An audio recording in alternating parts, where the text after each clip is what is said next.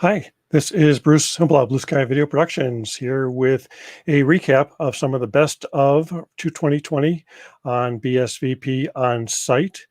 And welcome all those who have joined us. And we're actually doing a portion of this live, and some of it is pre-recorded because it's the best of. And so we're pulling up stuff from the archives. So let's get into the show.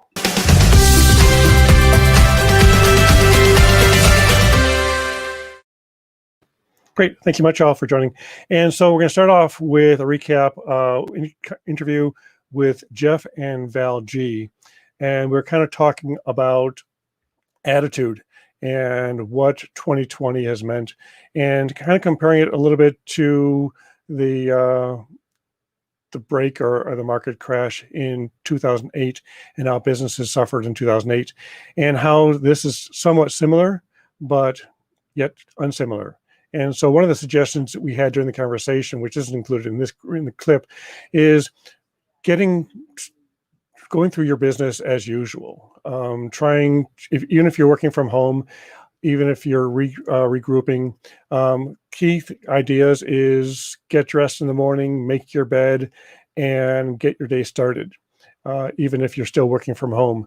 I've heard some stories about how some people have had Zoom meetings and they're still wearing their pajama bottoms.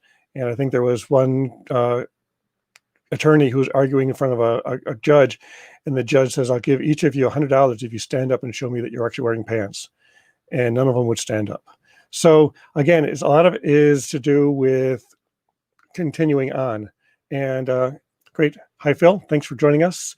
And we'll be getting into the first comment, or the first show, which is Jeff and Val Gee. And you had to start almost from scratch. Yep. So describe the situation in 2008 and 2009, and how that is so much different today with you.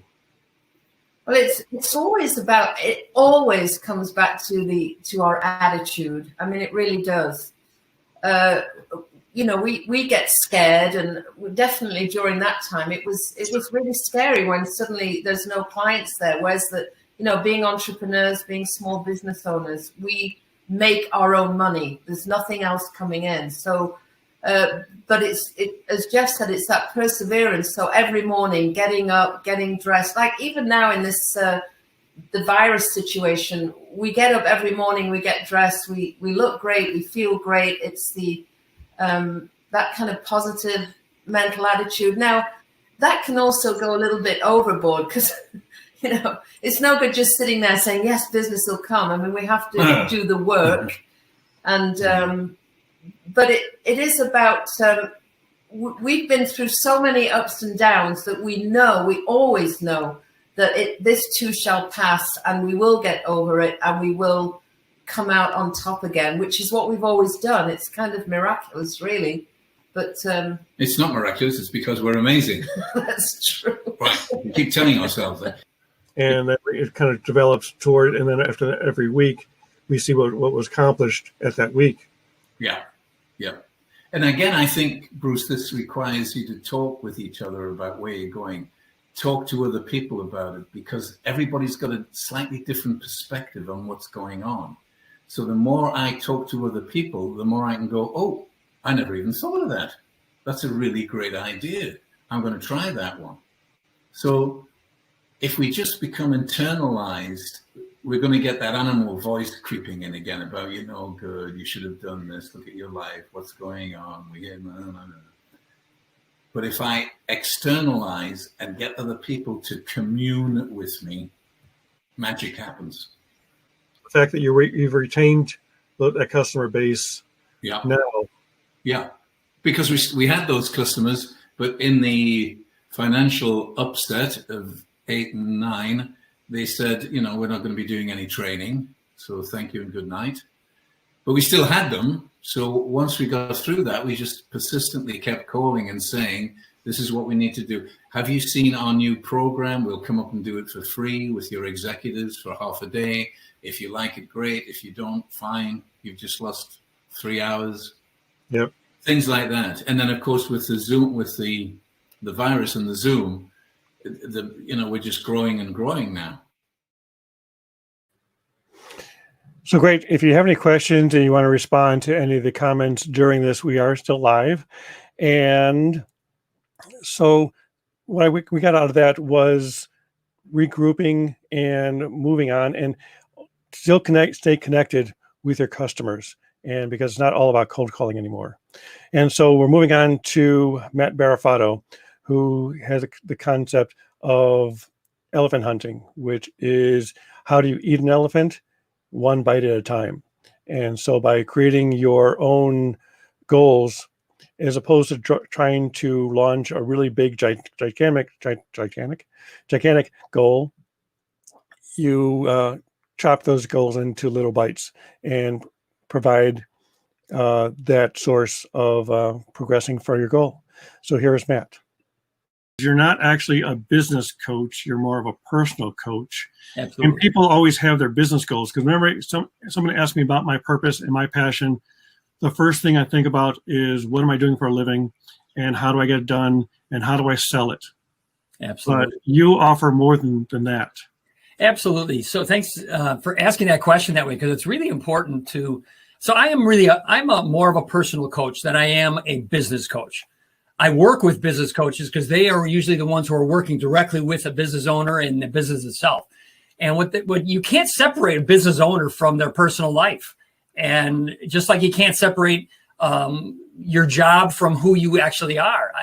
Anybody who says they can, I think that they're sort of kidding themselves. So I like to get involved with really what's important to you on all levels. Your career is just one of those levels. Your career arena, is encompassing because it talks about our livelihood. It talks about how do we pay our bills. It talks about how do we care for our family. And yet, you can't do all those things without being selfish about who you are and what's important to you. And a lot of people forget about that, because the last thing you want to do is end up at the end of your career and find out that the ladder that you've been climbing all this time has been leaning against the wrong wall. So I get involved with really bringing on top of the table things that are important to you on all levels. So your family, your mental arena, your spiritual arena, your physical arena, and those are all things that have a big impact on your career arena as well. So that's how I like to tie it together. Excellent. So when you define your purpose, I remember when I first got started in my business, I created a vision board, but it was also a personal vision board. And I remember putting up a sailboat on that vision board, as well as a video camera and some other things. Never got the sailboat, did get the camera. So I guess a portion of that got done. So do you work with vision boards, or do you recommend vision boards? I do. I recommend them highly, because what happens when you do a vision board, Bruce, you get a specific picture in your head of what it is you're really striving for. And why that's important is the more you can articulate that that you understand it, the more how the subconscious works on it. So a vision board does that to you. Now, I have some things on my vision board that have been accomplished. Like you say, that camera you got. What's the next version of the next camera that you might want is a lot of times what happens with that. I've always find it very interesting. A lot of people put a car on there. Well, what happens once you get your car? Well, I don't know. Maybe there's a different kind of car you want at a different time of it. And I like to put a new picture and label it right over that other picture on it. So it's interesting. I think that the power of it, it's like writing something down. When you write a goal down, you're 3.5 times more likely to accomplish it than when you don't write it down. And having a vision board gives a picture of it, and it's like writing it down. So I'm all for that. It's interesting when people write on a vision board. How do you can have a vision board for your company and your business goals, but it's easier to get it for your personal goals, because you're just like, I can see myself doing that. I can see myself traveling to Europe. I could see myself on a cruise. I could see myself graduating from college or writing this book and seeing the book materialize in front of your eyes. So I love vision boards. So great. So the question is, do you have some goal setting method to writing your goals down? I know Phil, who's here, hi Phil again. Phil is a business coach as well. And I know you have your goals written down. and it's part of the shoemaker's son, where you actually have to do what you preach. And legal or legacy, thanks for joining us. Thank you much. And if you have any questions during this program, put them in the comments. Especially even if you have comments or questions to our best of speakers, we will forward them to them and get your answers. So great. So while we're here, we also have what we also known as our business, our on-camera playbook.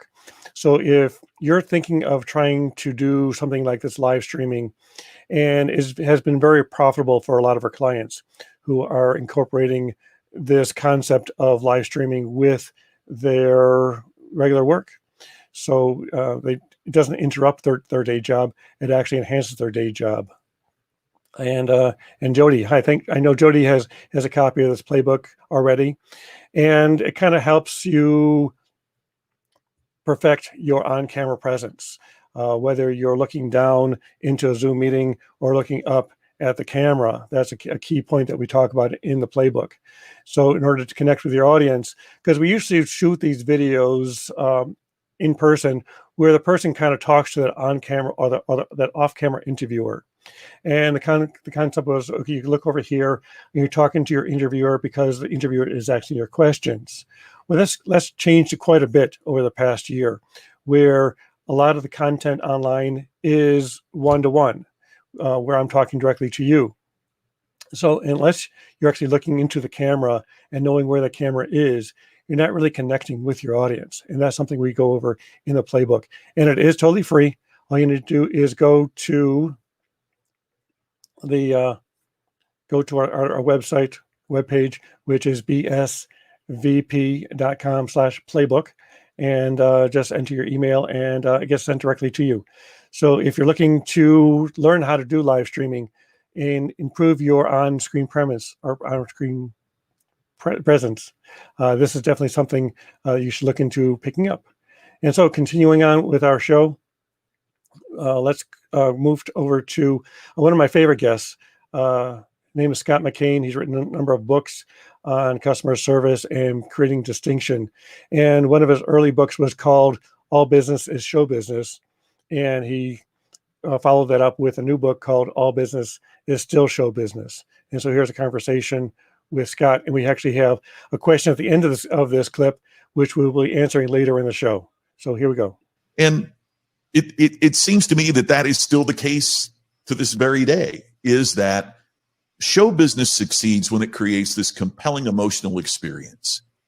And every business should desire that you connect with your customers at such a level, they want to repeat and refer to the business. Yep. And as far as catching up on some of our comments that we've gotten here, it is about the content. Thank you, Jody. So quality, and then the platform doesn't equal quality, so you need to have good quality content. And then he loves the public speaking comment. Yeah, thank you, Phil. I appreciate that. I've always found that people are more afraid of speaking than of dying. Really? I mean, I'd much rather be doing the eulogy. So, I mean, I'm usually the guy behind the camera. Yeah.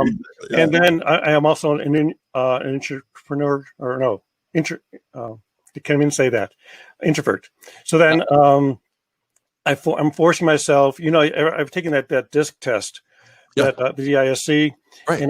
And I got the lowest score on influencer. The influencer is the outgoing, friendly type, and so I'm forcing myself to become an outgoing, friendly type by doing stuff like this. I'm glad you are. And again, I mean, that's one of the. I think about, with all that's going on in the world right now, the wonderful aspect of that. I know a lot of us are Zoom meeting down and all of that. Gosh, where would we be without it? I mean, without this ability to talk and to communicate, without this ability to share ideas, it's just amazing. So great. I started that one question pop up about public speaking these days, and we'll get to that question a little bit later in the show. So if you're getting something out of this, definitely share this out. Subscribe to our YouTube channel. and follow us on Facebook. And so moving on to sales. We had a great talk with Sean Litvak, who is currently doing a live stream series called Litvak Leadership. It's actually a daily series, Monday through Friday, on this same platform, YouTube and Facebook. And you can find him under Litvak Leadership. And so just, this is a great insight into how to sell in these days when you actually can't do that one-on-one cold call where you walk into a business and say, hi, here I am. Speaking of sales. Speaking of sales, yes, I was leading us there eventually. I'm sorry. So it's been, I mean, this is great information. It's stuff that, because again, I think we've curbed our activities, our production facilities quite a bit since February. Mm-hmm. We're doing a lot more post-production. We're doing a lot more virtual. And we're not doing those one-on-one meetings anymore. No, not at all. I guess you're not as well. As far as finding a big client or a whale type client, sure, or even a minnow client who will be there consistently, how are you reaching out to those people now? Is it still traditional sales model, or is it a lot more online? So, the phone is king, but so is online. The cold call at the moment is dead. Cold calling had a place pre-COVID because sometimes you would show up and you'd actually get the information you need from a willing person at the front desk. When COVID first hit, I was in an interesting position because I needed to build a book of business and I needed to dial the phone and talk to people about that. Whereas every sales guru out there was saying, whatever you do, don't cold call now, only talk to existing customers. Well, when you're in a contractual business and you're in sales, well, it's about finding more contracts. So it's not about, and I'm not sure how our ownership will like this phrase, but I've said this to him myself. It's not about closing the deal. It's about finding out where people have been, what they've been doing, listening with empathy, and figuring out how to solve their problems. And the sales will come. I have a tremendous sales funnel at this point where I have all kinds of proposals out there. I've closed proposals this year. And I expect to finish 2020 incredibly strong because I have listened to people and heard what their concerns are and not led with, yeah, we're a janitorial company. We can disinfect your facility. Nothing turns people off more than that at this point. You don't know what someone's going through. You don't know if they have a relative that's ill. You don't know if they have kids hanging around them because they're working from home. When you look at the various silos for cleaning, I mean, think about it. There's multi-tenant office buildings. Yep. There's commercial headquarters for Fortune 500 companies, and there's manufacturing facilities. Well, most office space that isn't connected to a manufacturing facility has everyone working virtually. So that's really not a target to pursue. Everything has turned around the manufacturing facilities because they got their act together immediately so they could keep the supply line and the supply chain going for our country. So how are you expanding your sales? Are you cold calling still? Are you reaching out to your current clients? I know we just got a LinkedIn notice from one of our clients who got a promotion. And so we reached out to them and congratulated them. So are you staying active on LinkedIn, which kind of feeds directly into our next guest, which is Viveka von Rosen, who is also known as the LinkedIn expert. So how are you using LinkedIn to build your brand, to connect with your audience, and even connect with your current clients, and if you're in sales, your potential clients? So here is Viveka. And his name is Norman Roth. We actually have a question here where he was talking about he personally does not intermix business and politics along with what was a religion and sex, I guess. Yeah, exactly. But he does have a question here, which is 90% of his business comes from LinkedIn with over 4,000 connections. Oh, cool. And he connects with everybody at least once a quarter, either by phone, email, or mail. And what I like about this is this part right here. I have 4,000 connections and I communicate with them at least excuse me, once a quarter by phone, email, or in mail. Like that is freaking awesome. That's better than I do. I'll tell you right now. But LinkedIn gets such a bad rap. Like, for example, I'm in a Facebook community group with a lot of social media influencers, and they are always dissing on LinkedIn. And so I said, hey, all of you, LinkedIn haters, when's the last time you shared something thoughtful on your post? When was the last time you checked your notifications and responded to people who were liking your posts or engaging with you? Like, if you're a ghost on LinkedIn, then expect to get, spammed. You put out what you get in what you put out, and you put out what you get in. I mean, I can say the same thing on my Instagram. I have an account and I'm only on it when I'm with Subi Zimmerman.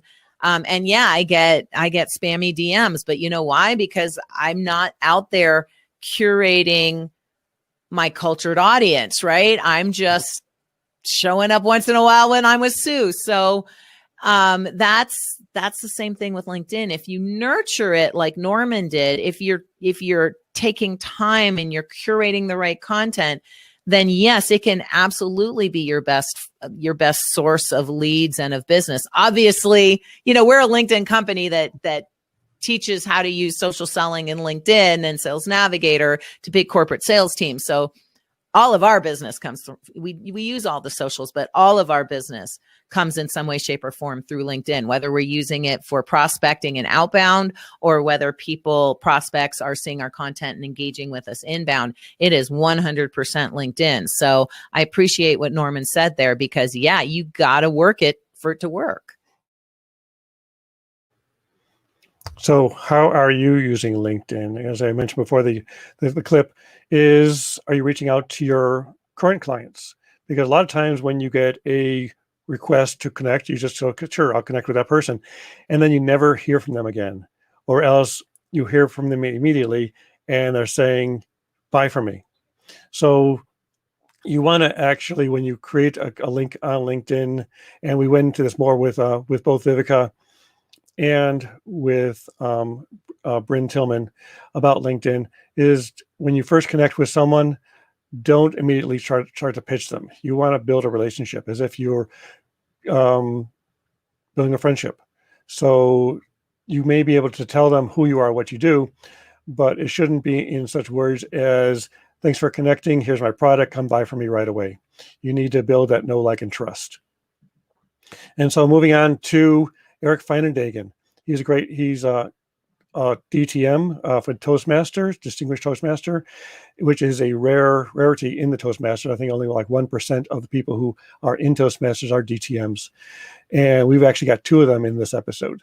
So the first one, we're talking about public speaking, and which will actually lead into our conversation later on with Scott. However, I'm also in the financial planning world, Bruce, and just like investments, there's not one solution for every individual. So when you bring up PowerPoints, without question, there are scenarios where it's appropriate. And a lot of people think, oh, well, if I use PowerPoint, I have to, have that running throughout my entire speech. Not true.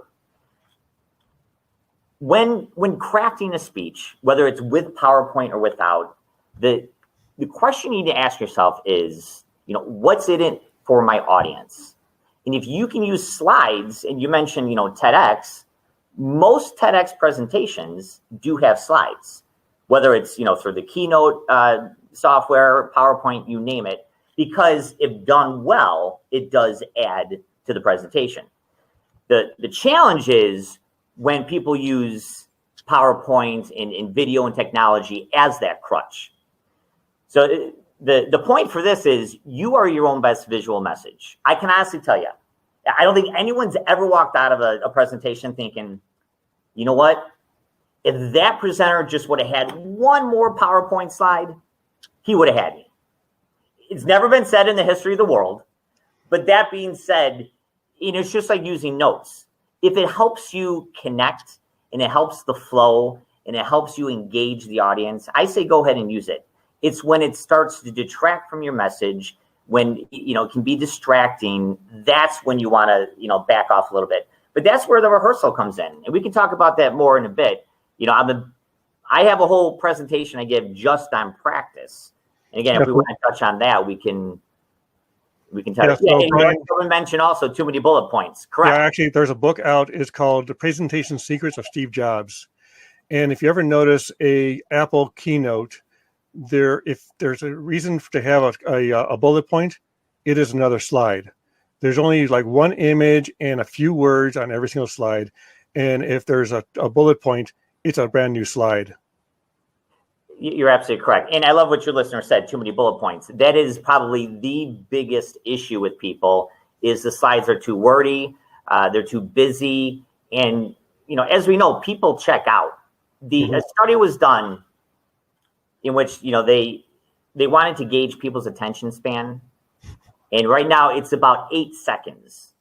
Yep, actually, yep. A goldfish has an attention span of 9 seconds. So when we're presenting, we're dealing with the challenge of, the adult attention span is less than a goldfish. If your slides are too wordy or too busy, people are going to check out and they're going to go somewhere else. So again, one of the things that he mentioned was PowerPoint, and I mentioned also the book, which was The Presentation Secrets of Steve Jobs. It's a great book. It talks about, it's by the same author who wrote also Talk Like TED, about how to do TED Talks and do great presentations. And one of the things I discovered is a lot of people who put together PowerPoints using the PC platform is the default is still 4:3 image, which is no longer used because most of us are using 16:9 aspect ratio. And also the default is a white background with black letter text. When was the last time you saw a movie or end title screens where the credits are on a white screen with black text? There usually aren't. They're usually white letters against a dark black background. And so that's what you're looking for. Whenever you do a PowerPoint, it should be, because it's a presentation medium and it's going against an image like a screen, you want to use a darker background with lighter text. And yep. Death by PowerPoint, so true. Prefer drawing improv. So again, if you have your presentation locked down, if you have it memorized, that is usually the best way to do a presentation. In the beginning, I started doing speaking presentations maybe about 20 years ago, and I used my PowerPoint kind of as a crutch because I had each slide up there, which kind of prompted me on what my next topic was. So if you can prepare your speech ahead of time, it's going to be so much more dynamic. And if you know your content, as you should, if you're doing any sort of presentation, then you should go rather smoothly. So moving on to our next presentation is by Jean MacDonald. And she's got this great program, which is kind of a self-analysis program that kind of identifies what are your strengths. Because what you really want to do is you don't want to improve your weaknesses and try to use those. Ideally, you want to improve your strengths and then delegate any sort of weakness you have to those who have those strengths in their wheelhouse. So here is Jean MacDonald. Sally Hogshead. And she's the one that developed this assessment called How to Fascinate. She's a branding expert, has worked with major corporations all over the world.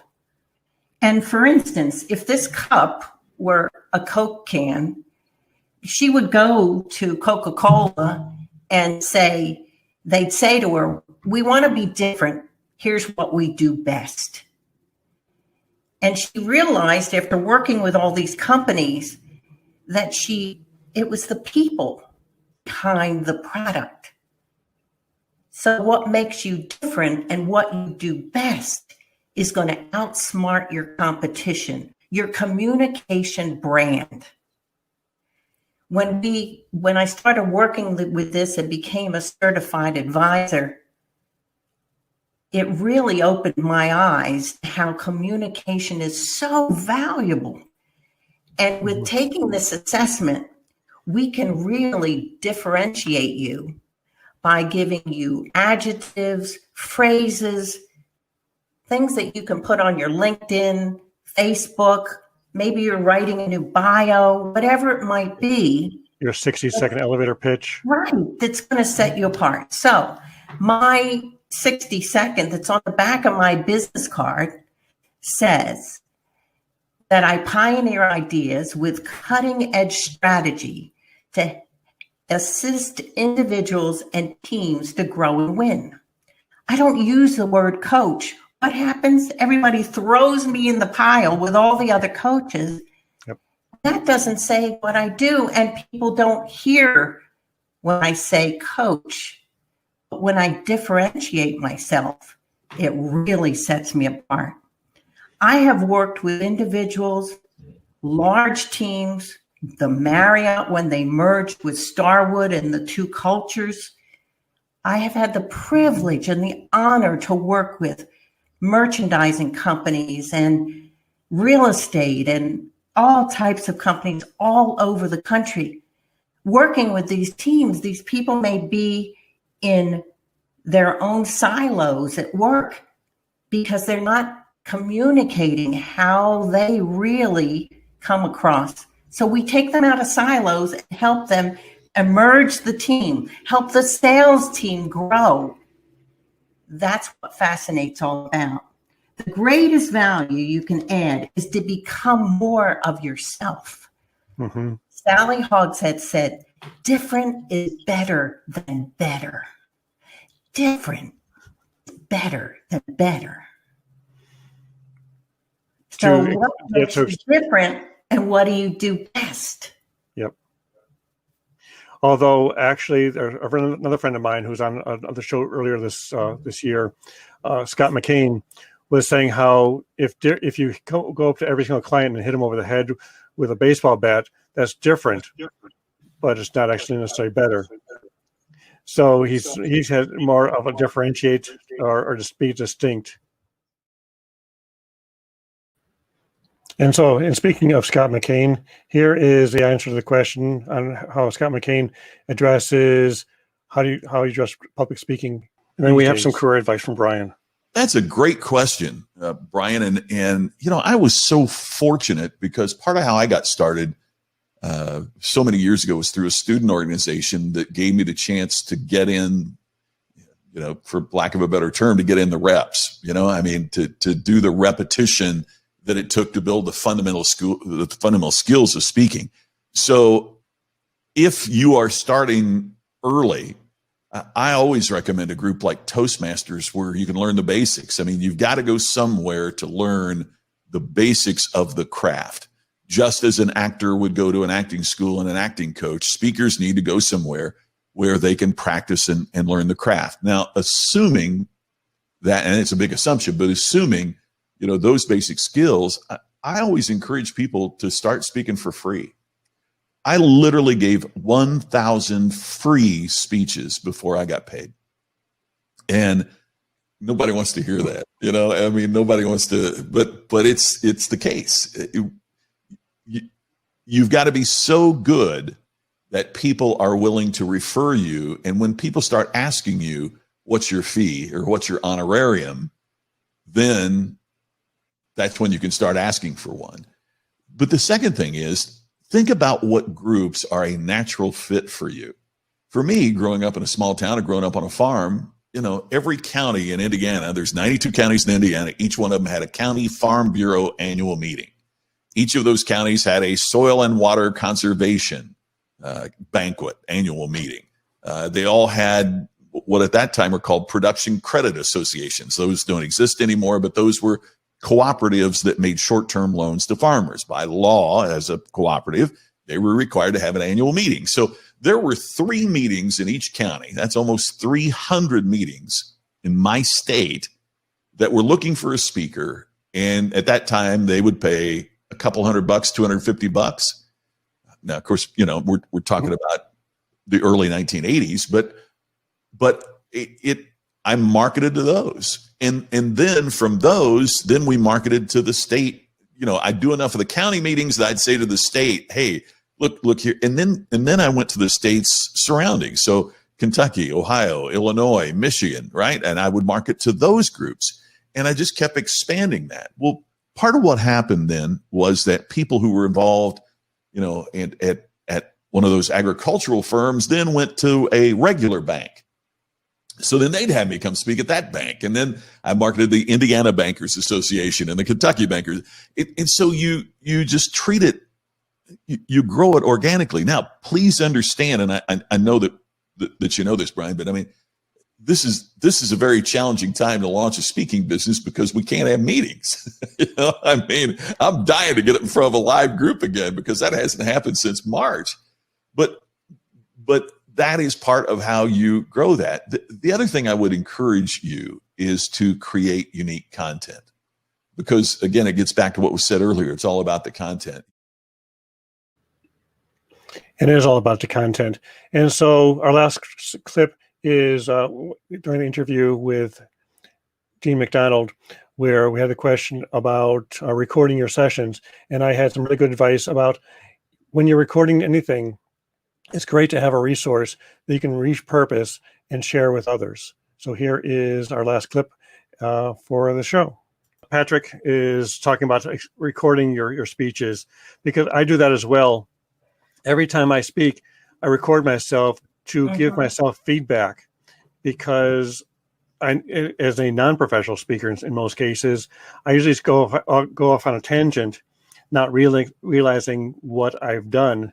And by reviewing it, you can say, okay, well, I really didn't need to talk about the time my dog had to go to some park or something like that, when I was talking about internet strategies. So either way, so definitely record yourself. And in these days of live video, we're streaming to multiple platforms. Today we're on LinkedIn, Facebook, and YouTube. You're going to be speaking in public. Today, you commented on the fact that being on camera is different than being in person. And there's a whole new learning curve to being on camera, because a lot of times when people are on camera, they're kind of looking down at themselves, and their screen is down here, or they're trying to look at the person, and again, the person is down here, and they're not really connecting with their audience, and the audience is up here. So it's a different strategy there. So learning that, and I think Toastmasters, especially meeting with Toastmasters online, we're learning how to play with the formats of live video. Absolutely. Tomorrow I'm doing a presentation for 15 people on Zoom. It's new and exciting, but I'm getting used to it and loving it. But that in person just sets me on fire. Yep. Well, again, you're connecting differently, because again, if I'm on, again, Facebook and YouTube and LinkedIn, I'm talking to a little green dot, and I don't really see my audience. My audience is there in the comments, Patrick and Norm, and there's a number of people out there who haven't commented yet. So I don't really know who they are. So if you are out there, please comment, just say hi, and say hi from where you're viewing from, because I know I'm reaching across the entire country and sometimes across the pond. So if you're in watching, just leave a comment. And actually, if you're watching this on the replay, just do #replay and then type in your comment. And we'll actually come back to those comments. If you have a question of Gene about how to be a better speaker, of how to get in contact with Gene as well, then leave those in the comments as well. So great for thank you all for joining us. And a couple more quick comments here. Assistance in sharing iPad on StreamYard was a gift. Yeah, so that's what we're here to do. If you have questions, if you need help with any sort of live streaming capabilities, I am as well, a live stream producer and director. So if you're looking to have someone help you with the technology portion of your live stream, if you've got your content down and you really want to share that with your audience, but aren't sure how to get started, give us a call. You can type us in the DM. I'm at BSVPTV across all platforms. And this has been a fantastic recap. Hope you all have a great holiday and have a good new year. And well done. Thank you for the great resource. Again, and if you've seen these shows, or if you want to see more of these shows, and there's a lot more content that I didn't have time to squeeze in. There's a great conversation with other additional sales and marketing people. All you got to do is look through our playlist on YouTube for the BSVPTV biz section, and look through those shows and leave your comments. And again, as I mentioned in this last show, is we do come back and review those comments. So if you've got a comment or question after seeing this show a year from now, give us a call, and because we're here. And again, as I pointed out before, is I have a link here to subscribe to our YouTube channel, as well as a couple of videos. We're going to have a couple suggested videos for you guys, and have, like I said, have a great week, have a great year, and here's to 2020. I'll see you next year.